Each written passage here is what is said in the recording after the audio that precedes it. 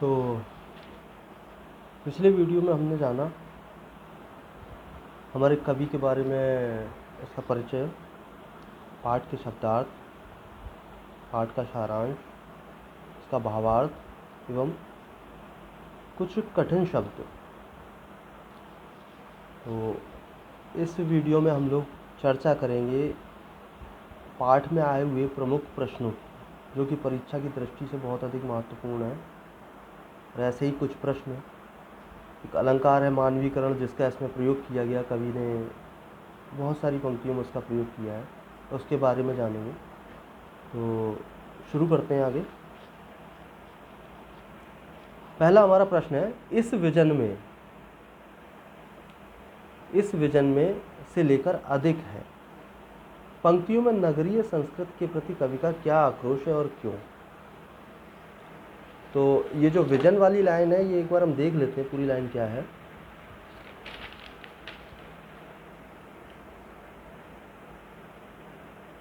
इस विजन में दूर व्यापारिक नगर से, पंक्ति है पूरी, इस विजन में दूर व्यापारिक नगर से प्रेम की प्रिय भूमि उपजाऊ अधिक है। तो ये जो पंक्ति है, इसमें नगरीय संस्कृत के प्रति कवि का क्या आक्रोश है, क्यों उसको क्रोध है नगरीय संस्कृत, नगर की संस्कृति के प्रति, और ऐसा क्यों है। तो इसका जो उत्तर है वो है, कवि को ग्रामीण जीवन की सुंदरता एवं सादगी अधिक पसंद है। उसे नगरीय जीवन जो छल कपट और दिखावे से परिपूर्ण है, जिसमें प्रत्येक वस्तु का आकलन व्यापारिक दृष्टिकोण से किया जाता है, पसंद नहीं है। नगरीय जीवन की संस्कृति में व्याप्त व्यावसायिकता के प्रति उसके हृदय में आक्रोश की भावना है, क्योंकि नगर के लोग व्यापार को अधिक महत्व देते हैं। उनका पैसों के प्रति लगाव इतना अधिक बढ़ गया है कि इसके आगे उन्हें सब व्यर्थ लगता है। वे प्रेम और सौंदर्य से बहुत दूर हो चुके हैं। तो ये था पहले प्रश्न का उत्तर। अब चलते हैं अपने दूसरे प्रश्न पर। दूसरा हमारा प्रश्न है, सरसों को सयानी कहकर कवि क्या कहना चाहता होगा। तो इसका उत्तर है, सरसों को सयानी कहकर कवि ये कहना चाहता होगा कि फसल का पूर्ण विकास हो चुका है, वह अपने पूर्ण यौवन पर है, इसलिए खेतों के चारों ओर सरसों के पीले पीले फूल दिखाई दे रहे हैं। ऐसा प्रतीत हो रहा है, यानी ऐसा लग रहा है मानो उसने अपने हाथ पीले कर दिए और विवाह के लिए मंडप में स्वयं उतर आई है। हमारा तीसरा प्रश्न, अलसी के मनोभावों का वर्णन कीजिए। मनोभावों का मतलब है, मनोभाव शब्द दो शब्दों से मिलकर बना है, मन एवं भाव। मन हम सभी को पता है, और भाव अर्थात हमारी फीलिंग। उसके मन में क्या फीलिंग्स थी, उसके मन में क्या भाव थे, उसका वर्णन करना है हमें। तो अलसी के मनोभावों का वर्णन कीजिए। तो इसका उत्तर जानते हैं हम लोग, आगे उत्तर देखते हैं। अलसी के पौधे चने के पास ही उगे हैं, ये दुबले पतले लहराते हुए हैं, इनकी कमर बहुत पतली एवं लचीली है।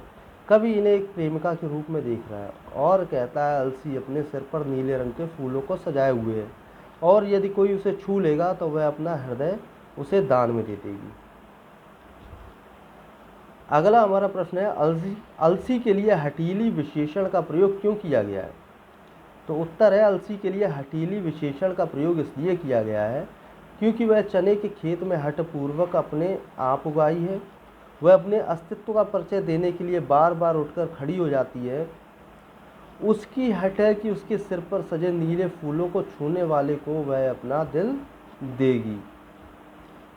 हमारा पांचवा प्रश्न है, चांदी का बड़ा सा गोल खंबा में कवि किस सूक्ष्म कल्पना का आभास मिलता है।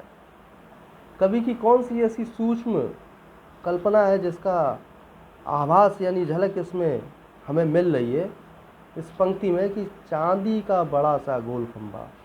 प्रस्तुत पंक्ति के माध्यम से कवि ने सूर्यास्त का वर्णन किया है। सूर्य की किरणें जब तालाब के पानी पर पड़ती हैं, तब उसका प्रतिबिंब पानी में बनता है, जो लहरों के कारण लंबा गोल खंबे सा प्रतीत होता है। अपनी इसी कल्पना को कवि ने चांदी का बड़ा सा गोल खंबा कहा है।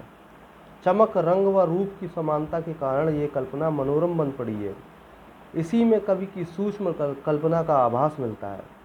हमारा छठा प्रश्न है, कविता के आधार पर हरे चने का सौंदर्य अपने शब्दों में चित्रित कीजिए, अथवा हरे चने के पौधे के रूप सौंदर्य का वर्णन कीजिए।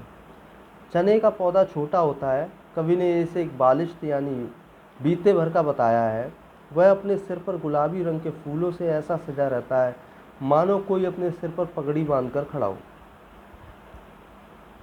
इस तुलना के माध्यम से चने के हरे पौधे के सौंदर्य का सजीव चित्रण किया गया है।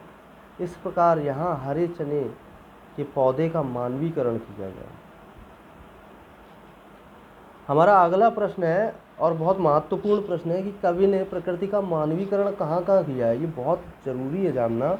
मानवीकरण क्या होता है? मानवीकरण एक अलंकार होता है। मानवीकरण अलंकार में ये होता है जहाँ पर किसी निर्जीव वस्तु में मनुष्य की हाव भाव या चेष्टाएं दिखाई जाती हैं, यानी कुछ ऐसी चीज़ें जो मनुष्य करते हैं बट और नहीं करते हैं, निर्जीव वस्तुएं नहीं कर सकती हैं, तो उनके कुछ ऐसे गुण उनमें दिखाए जाते हैं, तो वहाँ पर मानवीकरण अलंकार होता है। जैसे कि इसका एक उदाहरण है कि फूल हंसे कलियां मुस्काई। फूल हंसे कलियां मुस्काई अर्थात मतलब है क्या फूल हंस सकते हैं? क्या कलियां मुस्कुरा सकती हैं? ये चेष्टाएं ये किसकी हैं? ये हाव भाव किसके हैं? ये मनुष्यों के हाव भाव हैं। मनुष्य मुस्कुराते हैं,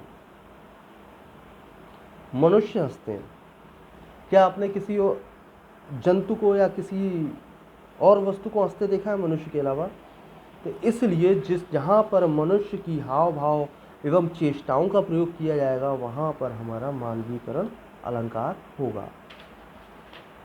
तो मानवीकरण अलंकार देखते हैं कहाँ कहाँ किया है। तो उत्तर है कवि ने निम्नलिखित स्थानों पर प्रकृति का मानवीकरण किया है।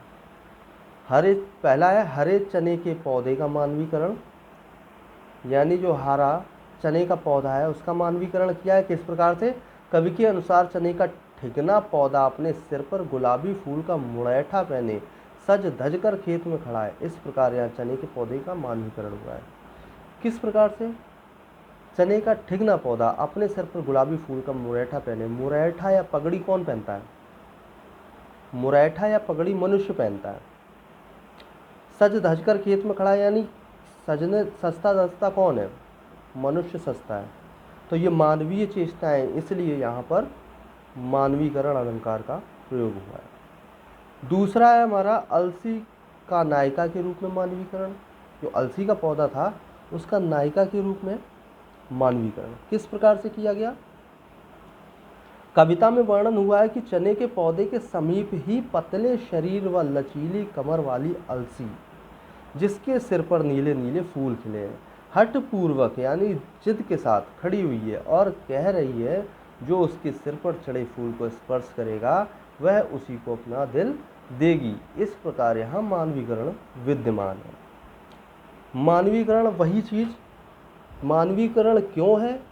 क्योंकि यहाँ फिर से मानवीय चेष्टाओं का प्रयोग किया गया अलसी के पौधे के अंदर। किस प्रकार से?